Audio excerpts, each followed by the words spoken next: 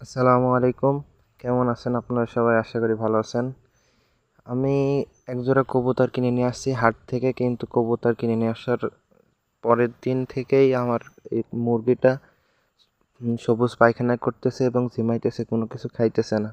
এখন আমি কবুতর পালনের নতুন, আপনারা যদি কেউ জানেন যে কি সমস্যা হয়েছে আমার কবুতরের এবং কি মেডিসিন দিলে কবুতরটা জলদি জলদি সুস্থ হয়ে যাবে, আপনারা অবশ্যই কমেন্ট করে জানাবেন। দেখুন কবুতরটা, এটা মুরগি কিনে নিয়ে আসার পর থেকে ঝিমাইতেছে, কিছু খাইতেছে না এবং সবুজ পায়খানা করতেছে।